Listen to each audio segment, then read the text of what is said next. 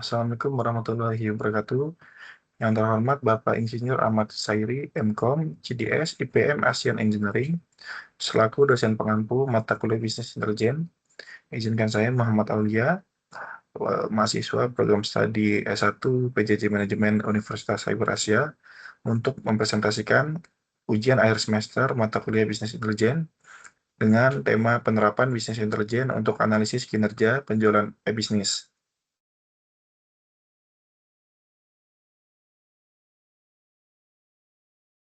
Yang pertama ada latar belakang. Bisnis menghasilkan data dalam jumlah besar dari transaksi, pelanggan, produk, promosi, kanal penjualan, metode pembayaran, hingga status pesanan. Namun data tersebut tidak otomatis bermanfaat apabila masih tersebar di berbagai sistem dan belum diolah secara terstruktur. Kondisi ini dapat membuat laporan menjadi lambat, indikator tidak seragam, dan keputusan lebih banyak bergantung pada intuisi. Bisnis intelijen diperlukan untuk mengubah data operasional menjadi informasi yang ringkas, terukur, dan dapat ditindaklanjuti. Melalui proses ETL, data warehouse, OLAP, dashboard, dan pelaporan, manajemen dapat lebih cepat melihat kondisi bisnis serta menentukan prioritas keputusan. Yang berikutnya ada studi kasus Nusa Commerce. Studi kasus yang digunakan adalah Nusa Commerce, yaitu perusahaan e-commerce hipotesis yang menjual produk elektronik, fashion, kecantikan, rumah tangga, serta makanan dan minuman. Perusahaan ini beroperasi melalui website, mobile apps, dan marketplace, serta menerima berbagai metode pembayaran, seperti e-wallet, virtual akun, transfer bank, kartu kredit, dan COD. Pertanyaan utama manajemen adalah kapan waktu penjualan naik atau turun, kategori dari produk mana yang paling berkontribusi, wilayah dan kanal mana yang paling efektif, serta di bagian mana proses pesanan mengalami kendala. Dari pertanyaan tersebut, dashboard BI atau Business Intelligence dirancang untuk menjadi alat bantu pengambilan keputusan berbasis data. Berikutnya ada arsitektur Business Intelligence. Arsitektur BI dalam studi kasus ini dimulai dari sumber data seperti transaksi, pelanggan, produk, dan promosi. Data tersebut kemudian masuk ke tahap ETL, yaitu ekstraksi, pembersihan, dan transformasi. Setelah itu, data disimpan dalam data warehouse agar siap dianalisis secara historis. Tahapan berikutnya adalah analitik atau OLAP. Misalnya untuk melihat data berdasarkan bulan, kategori, wilayah, produk, kanal, dan status pemesanan. Hasil analisis kemudian ditampilkan melalui dashboard, lalu digunakan sebagai dasar keputusan. Misalnya dalam penyusunan promosi, pengelolaan stok, dan peningkatan layanan pelanggan. Selanjutnya data warehouse dan proses ETL.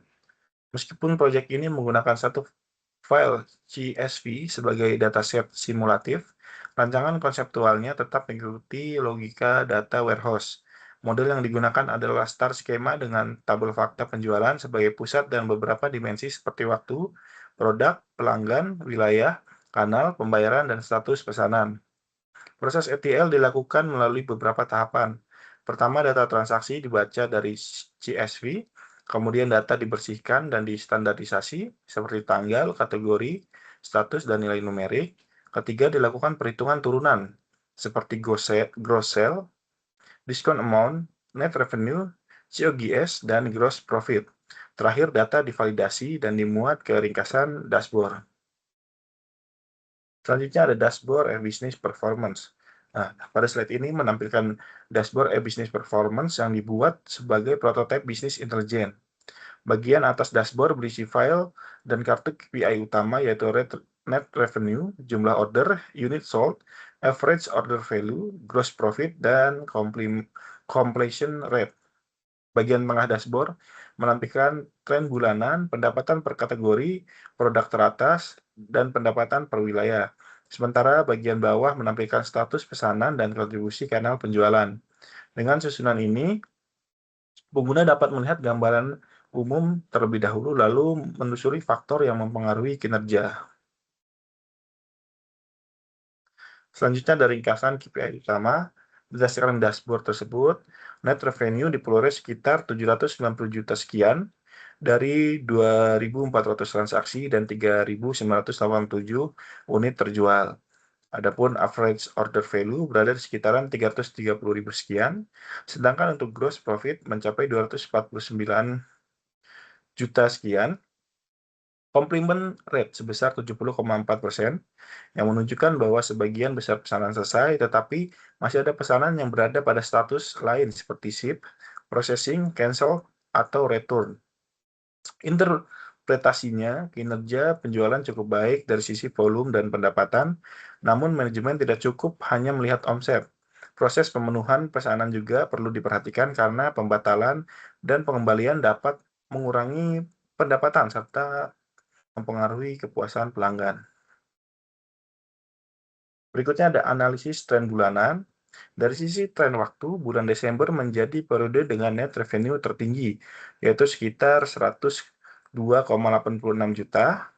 Jadi hal ini menunjukkan adanya potensi musiman pada akhir tahun yang kemungkinan berkaitan dengan kampanye promosi, peningkatan permintaan, atau perilaku belanja menjelang akhir tahun. Namun kenaikan bulanan tidak selalu stabil, ada periode tertentu yang mengalami penurunan, misalnya setelah bulan yang sebelumnya cukup kuat.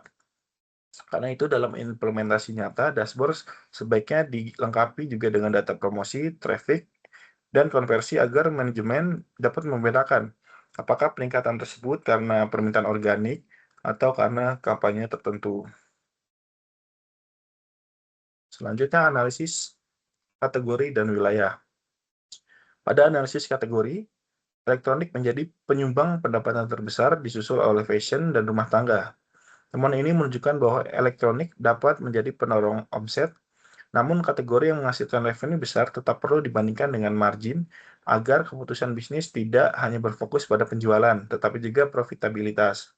Dari sisi wilayah, DKI Jakarta memberikan kontribusi pendapatan terbesar, kemudian diikuti Jawa Barat dan Jawa Timur. Pasar utama masih terkonsentrasi di wilayah besar, terutama Pulau Jawa. Untuk ekspansi wilayah lain, perusahaan perlu mempertimbangkan biaya pengiriman, waktu, pengantaran, dan ketersediaan mitra logistik.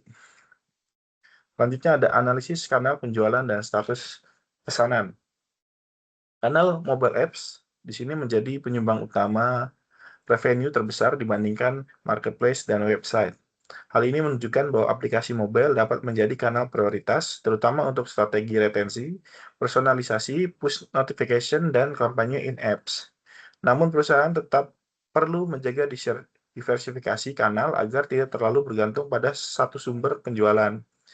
Dari sisi status pesanan, komplit masih menjadi yang terbesar, akan tetapi cancel dan return tetap harus dipantau karena keduanya dapat menunjukkan masalah dalam pembayaran. Dalam stok, kualitas produk, waktu proses, atau pengalaman pelanggan. Karena itu, dashboard perlu dipakai untuk menelusuri akar masalah, bukan hanya sekedar menampilkan angka. Berikutnya ada tata kelola, risiko, dan aspek yuridis. Penerapan bisnis intelijen tidak cukup hanya dilihat dari sisi teknis. Organisasi juga perlu memperhatikan tata kelola data, risiko, keamanan, privasi, serta aspek yuridis. Data dictionary, pemilik data, definisi KPI, validasi, dan audit penggunaan dashboard perlu ditetapkan agar data yang digunakan konsisten dan dapat dipercaya. Dari sisi hukum dan etika, pengelolaan data harus memperhatikan perlindungan data pribadi dan keamanan sistem elektronik. Jadi risiko seperti kebocoran data, data tidak konsisten, dashboard tidak digunakan, bias analisis, dan ketergantungan vendor perlu dimitigasi melalui pembatasan akses, enskripsi, audit log, review manusia, standar terbuka, dan pelatihan literasi data. Terakhir, rekomendasi dan penutup. Sebagai rekomendasi, perusahaan perlu menetapkan KPI prioritas terlebih dahulu seperti net revenue, gross profit, average order value, completion rate, cancellation rate, return rate, kanal, dan kategori. Selain itu, kualitas data harus diperkuat melalui standarisasi definisi indikator, format tanggal, status pesanan, dan kategori produk. Dashboard juga perlu digunakan secara rutin, bukan hanya dibuat sebagai laporan satu kali. Setiap insight harus ditindaklanjuti melalui action log dan dievaluasi dampaknya. Kedepannya, Rancangan ini dapat dikembangkan dengan analitik lanjutan seperti forecasting permintaan, segmentasi pelanggan, deteksi anomali, dan rekomendasi produk. Demikian presentasi yang dapat saya sampaikan. Kurang lebihnya saya mohon maaf. Wassalamualaikum warahmatullahi wabarakatuh.